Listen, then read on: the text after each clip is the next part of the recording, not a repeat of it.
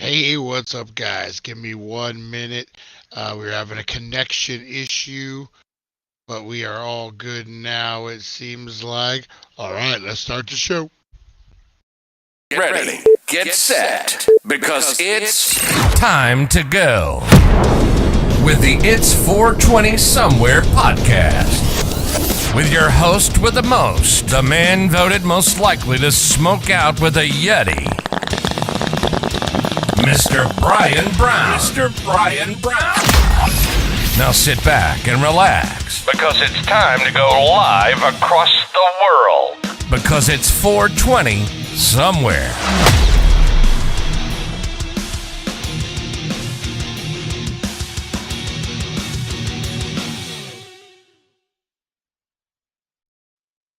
Hey, what's up, guys? How's everyone doing on this True Crime Thursday? I'm your host, Brian Brown, and we are getting ready to jump in a good one, guys. One that you might not have heard of. This True Crime Thursday is the Hippy Mafia. That is right, guys, the Hippy Mafia. This is in the 60s and the 70s. This is a group of counterculture figures in California and beyond that go out and about. They started a massive marijuana smuggling ring, acid, LSD. I know one and the same, but mushrooms. They had a massive ring. A lot of people went to jail. A lot of people became subculture freaking heroes. Very, very cool. And we're going to get into that. But what we do on the It's 420 Somewhere podcast, guys, is we count down to 420 every day, and we get into a whole mess of trouble. Like today, we got True Crime Thursday. Tomorrow, we got Baked and Unboxed Friday, guys, and we got a big one. We got the BAM anniversary box, and this has an autograph that we're going to give away from an the iconic, some people would say, franchise and the main star of said franchise. It's a big one, guys. I have a couple autographs already by this person, and yeah, it's a big one. You're going to want to jump in on it, guys. I'm surprised I'm giving it away. It's so good. Hey, Lonnie, how you doing? Teresa Deller in the house. Jeremy, how you doing? I have a new wax tomorrow. Oh, man, I can't wait to see how it turns out either. Oh, we got Teresa Deller now. It's Lonnie, Chantel. Oh, man. Got a lot of you guys up in here. How's everyone doing? It's a rainy, cold day out there where I'm at. It's kind of nice. We don't get it that often, so we got to enjoy it while we can. The wind's been up and down and all around. You guys know how that goes. But, man, we got a good one. All right, guys, not only do we got this True Crime Thursday, what we also do is we count down to 420, and by doing the top 5 at 420. That's right, guys. And what we got today is... Man, why do I always paste on that? It's that freaking wax. It's the wax. We got a good one, guys, and they're all themed appropriately. So we're going to get into this right now, guys.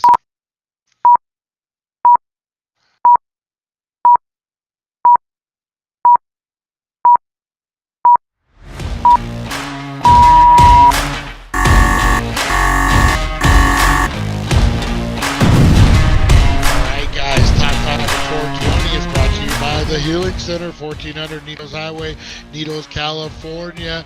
How's everyone doing? Get save some green on some green. Watch this, guys. Watch this. Boom! Tim, how you doing, man? I need to get with you. I got an idea for the world's largest bong. I want to run by you. Lonnie, hey, what's up, Robert? How you doing, man? Thanks for freaking tuning in, you big pothead. All right, number 4, guys. We got what not to do at the gym. Try doing this at Planet Fitness. I'm kicking your ass out. Oh, my God. That is why. Watch this. I got to see this again.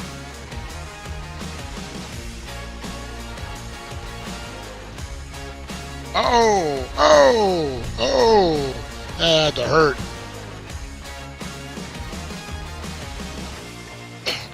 All right. We got, oh. Oh, my God. She's a swinging.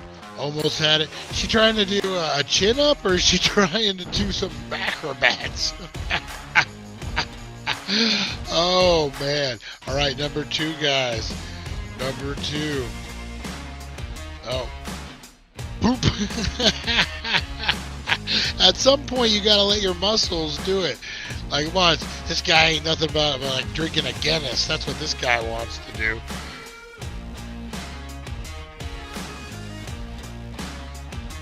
And boom.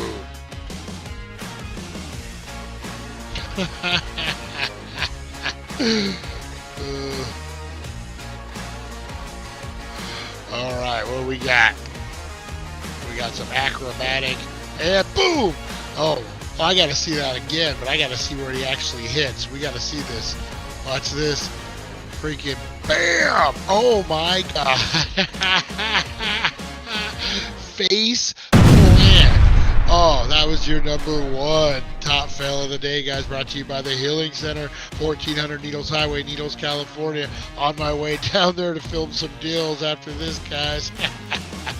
Oh, what do we got? We got the hopscotch and boogie workout here. It's like sweating with the oldies to an advanced. Oh, let's see. A lot of these guys with the weights, they don't know.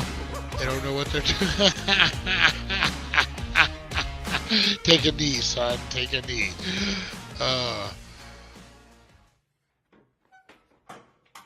What's this guy getting his cardio in at the same time? There's always that one guy in the gym. Always. All right. Oh, I can tell you right now, if her hair doesn't get caught up in this thing, she's going to be lucky. Oh, my God. Oh, what did I do? What did I do, guys? What did I do? There we go. All right. All right, guys, that was your top 5 at 420. We got a couple minutes until 420, guys. What's everyone getting into? I had my stuff out. I'm getting in on the last of the freaking Elion guys that they got down. They're going to get some in very, very soon. I got whoa, gotta focus. I got some of it. They still got a bit. $20 an eighth, guys. This is a what is this? A Baco Lotto. I'm sure I'm saying that wrong. This is coming in about 32%, and this is a hybrid, I believe. It's going to be indica dominant. It's going to get you nice, right in the mood, because we're getting into to expand our mind, guys. Whatever you're getting into right now, make sure it's that strain that's going to elevate you.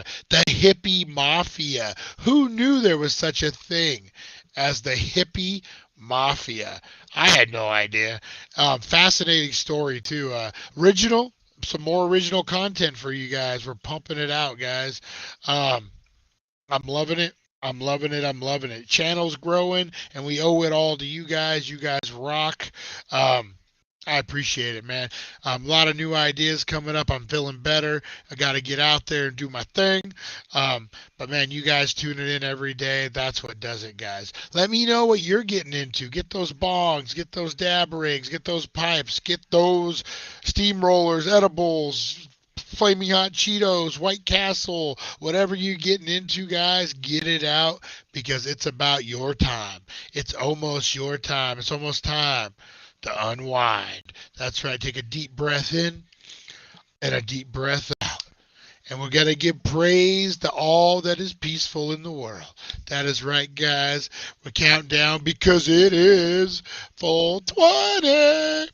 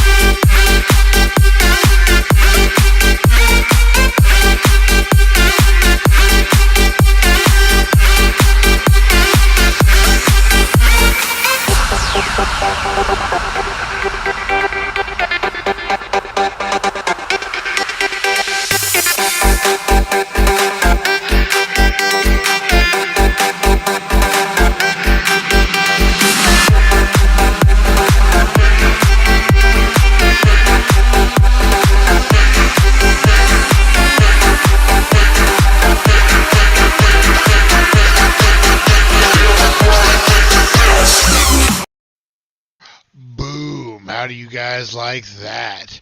Oh man, 420, 420, 420. That is right. How was your guys' 420? I'm going to throw this chat up on here. Hey, Rosie, we're getting ready to talk to Hippy Mafia. All right. Hey, I'm doing good. I'm doing good. I'm live and I can type. See, this new restream is awesome. I can do both at the same time. We had a connection issue a little bit ago, and it just freaking connected back. Awesome stuff. Better. Learning some more tricks of the trade, if you will. Pretty soon we'll have this thing all wired down. All right, guys. Let's get it. I need the transport production values in here. All right, guys, let's get into True Crime Thursday.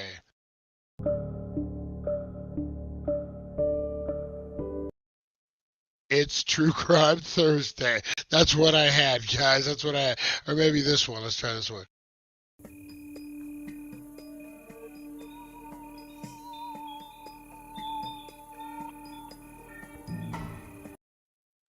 That is right. Oh, I like that one. It's True Crime Thursday, guys.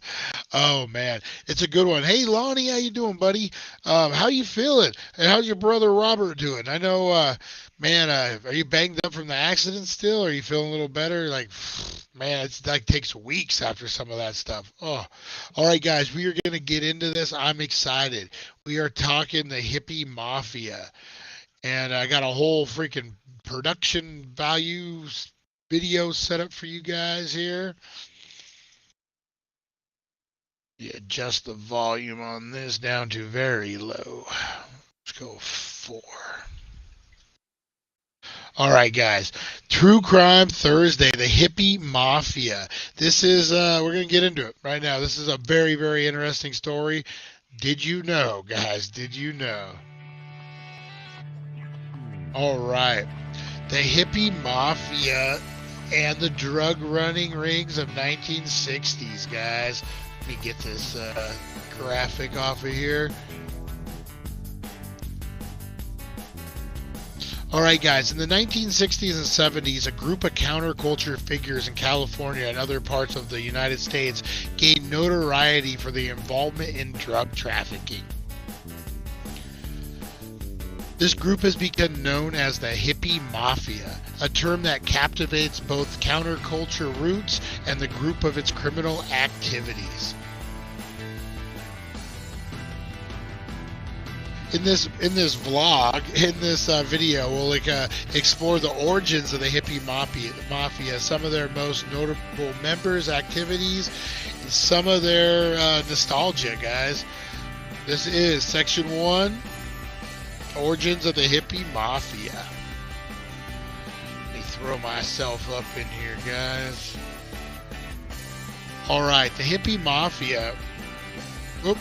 Hippy Mafia was formed.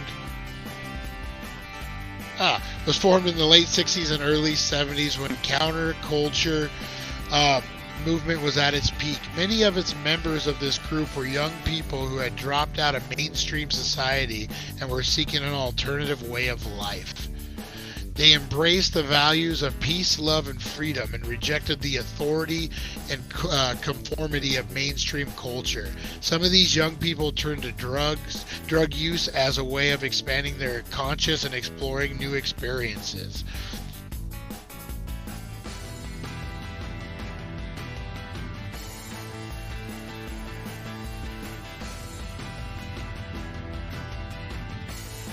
Alright, did you know, guys, that I don't know how to do this video?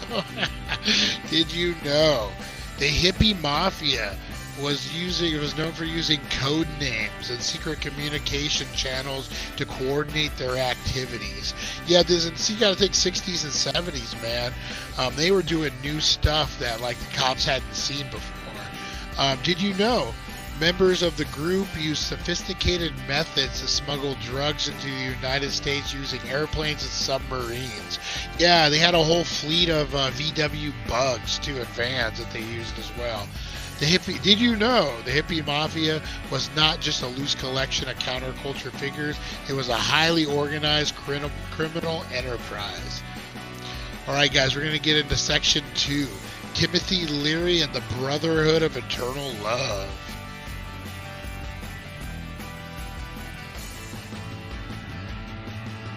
One of the most famous members of the Hippy Mafia was Timothy Leary, a Harvard psychologist who became a leading figure in counterculture movement.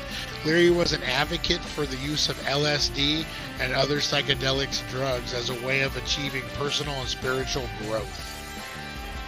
He became involved in drug trafficking in the early 1970s when he began working with a group of drug smugglers known as the Brotherhood of Eternal Love.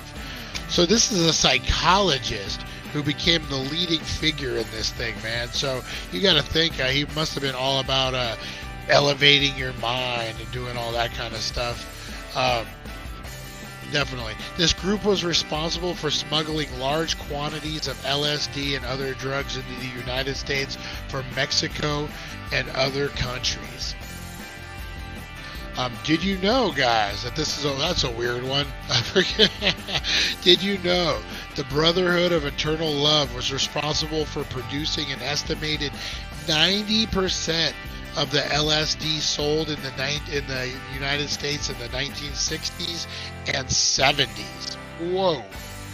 Did you know the Hippy Mafia's drug trafficking operation were often funded by wealthy individuals who supported counterculture causes? So you probably had celebrities and different people who were on the down low, donating, helping this thing out, and they're getting some free acid too. Leary was eventually arrested and served time in prison, but he remained a counterculture icon until his death in 1996. Wow, you probably can still see shirts with his name on it. Alright guys, chapter 3, John Griggs, aka Papa John. Another notable member of the Hippy Mafia was John Griggs, also known as Papa John Griggs, was a key figure in drug trafficking operations of the Brotherhood of Eternal Love. He was known for his charismatic personality and his ability to cultivate connections with drug producers and consumers. So yeah, this guy was like a really charismatic guy. He would go in, "Hey John, how you doing?" He would go in, he's flashy. I guess he was like the salesman before the salesman, if you will. And he really was able to get producers and consumers together. Griggs was eventually arrested and served time in prison, but he remained, remained a counterculture figure until his death in 2001. Did you know, guys, Griggs was once arrested for drug trafficking and sentenced to 5 years in prison. However, he managed to escape from prison and fled to Europe, where he continued to be involved in drug trafficking. So yeah, this guy escapes from a prison here in the U.S. He goes and then he just like picks up, made new connections, new leads all the way in Europe, guys. I mean, just really, really crazy. Griggs was known for his distinct clothing style, which often led to including colorful vests, hats, and sunglasses. Again, man, he was like the original salesman, the pharmaceutical salesman. He's all doing magic tricks and stuff. Griggs was once featured in a Rolling Stone magazine article that described him as the king of the hippie drug smugglers. Wow, that's crazy. Section 4, guys. The end of the Hippy Mafia. By the late 1970s, the Hippy Mafia drug trafficking operations had become increasingly risky and violent. You know, that was like the trend. I mean, once all these drug things and stuff, you start out with good intentions. You want to make some money. You want to help people. But man, when things start picking up and they get violent, I'm watching Snowfall right now, the final season. I don't know if you guys have seen this. It's a fictional story about the crack epidemic in LA and how it kind of got started. And the same thing, man. I don't think they ever expected that. So law enforcement agencies stepped up their efforts to crack down on drug smuggling, and the Hippy Mafia members were facing increased scrutiny and pressure. In addition, the counterculture movement was losing steam. So this, you're going in the 70s, guys. Woodstock's over. People are ODing at this point. You're becoming a real citizen. You're growing up. You're not, there's a certain point where I wish someone would have told me that you just can't keep rebelling, guys. You got to kind of, conform a little bit. And I hate to say that because I am the ultimate rebel. But at a certain point, you got to know, you got to play the field a little bit. You got to know when to hold them. You got to know when to fold them. You got to know when to walk away. You got to know when to run. That's right. All right. Did you know the Hippy Mafia was not the only counterculture group involved in drug trafficking during the 1960s and 70s? Other groups included Weather Underground and the Yippies. That's right, the Yippies. And there was the champagne smuggling ring that they would, it was socialites, and they put weed in champagne bottles and stuff and delivered them under the guise of like fancy hotel room food and different things. Yeah, I was part of that too. All right, did you know, guys, the Hippy Mafia involvement in drug trafficking helped to fuel growth of the drug trade in the United States, which has had far-reaching consequences for American society. I'm saying, if it wasn't them, somebody else. It was going to happen. It did happen. I mean, it's like prohibition. They're going to get their alcohol one way or another. Did you know the Hippy Mafia's legacy continues to influence popular culture, with numerous movies, TV shows, and books featuring characters based on its members, guys. So yeah, there's all sorts of subculture stuff out there, counterculture. Kind of cool that this legacy lives on. I don't think it's really that known, man. It's for being what a cool story this actually is. Despite these challenges, the Hippy Mafia members continued to operate their drug smuggling operations. However, by the early 1980s, many of the group's leaders had been arrested or killed, and the organization began to splinter. Today, the Hippy Mafia is largely a relic in a bygone era, but its influence on American society and culture remains significant. Yeah, definitely, guys. I mean, they were the OGs, They were brought it in. They were the ones having to test the field, lay the pavement, if you will. Where can we hide these drugs to get them in? And this is when marijuana was like really, really, really illegal. And they were busting down hardcore, guys. In conclusion, guys, we're going to get ready to wrap this one up. Yeah, they're definitely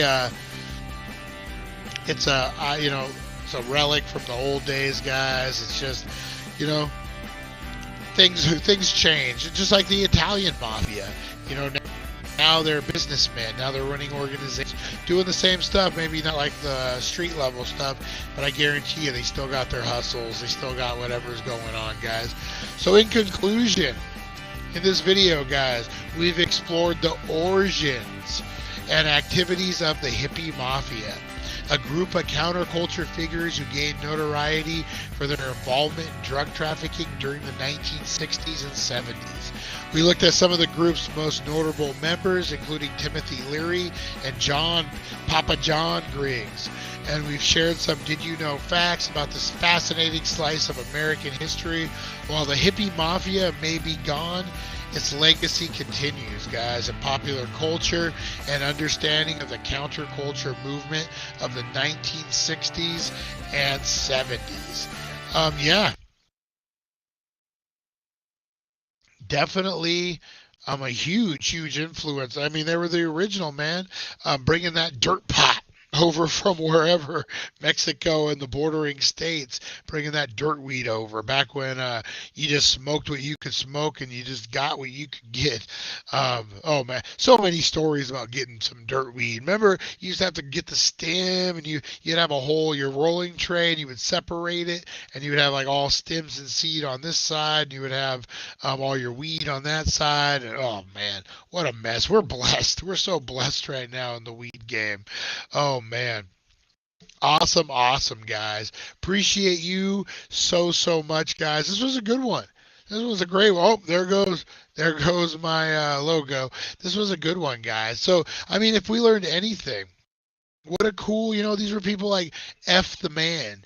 We're going to do what we need to do. I mean, a lot of people back then, and you think about it, the 60s all the way through the 2000s, people thought weed should be legal. And it took us this long to get here. Too long, guys. We need to go federal with this, and we need to, how much of the cartel's business would be hurt if we just stop smuggling weed in?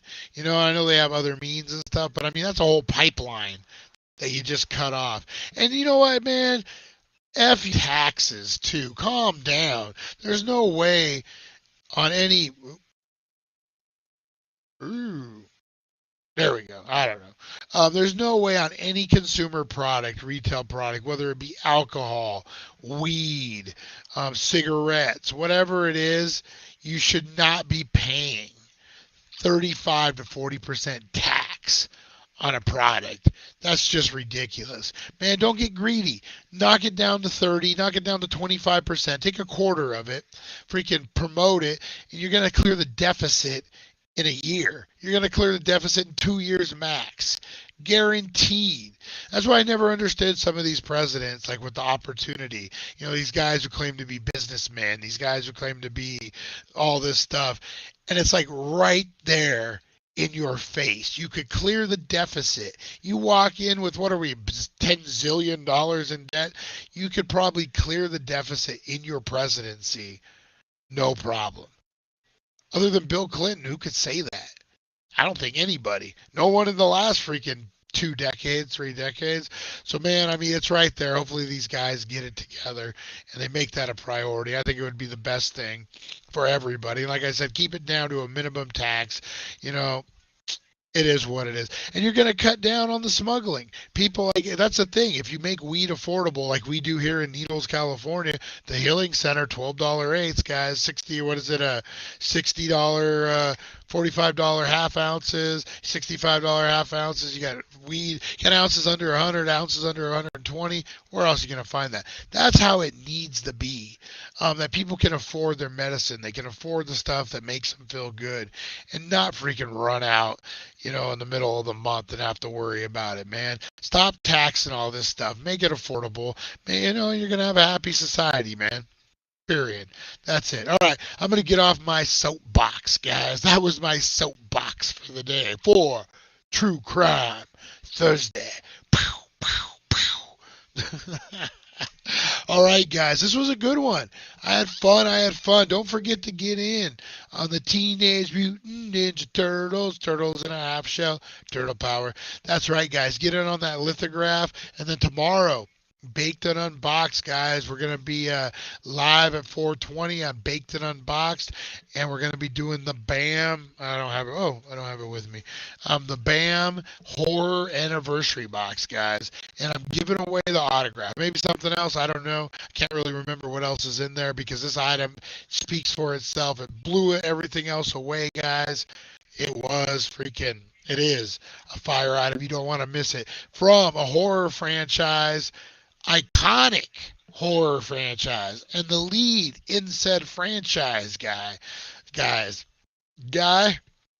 oh man, you're not going to want to miss it. We're giving it away, guys. We're giving it away. It's going to be a good month. March Madness next month, guys. I'm working on something big, maybe a March Madness tournament.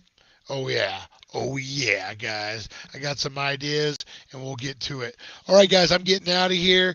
I'm going to head on over to the Healing Center in a bit and film this week's deals, guys. And we'll be dropping them late tonight, early in the morning. So make sure you're checking out that. Where's my videos at? Here we go. Make sure you're checking out that, guys. Appreciate you guys so much. Kingman Crew, I'll let you know. It's either going to be tomorrow or Friday. I got a couple of balls I'm juggling in the air and I'll hit you guys up. I got surprises for the Kingman Crew. Whoop whoop whoop. All right, so definitely want to meet up with all you guys. All right, I will see you guys in the morning, 7:10 a.m. We'll see you guys. We got tomorrow? Some kind of we're gonna do superheroes, the most obscure superheroes tomorrow, guys, of all time. That's right. We'll see you guys. Thank you for joining us on the It's 420 Somewhere podcast. Broadcasting worldwide and brought to you by thedailydank.com. Check out our merchandise and amazing content. And follow us on all our social media. Now, you don't have to go home, but you can't stay here.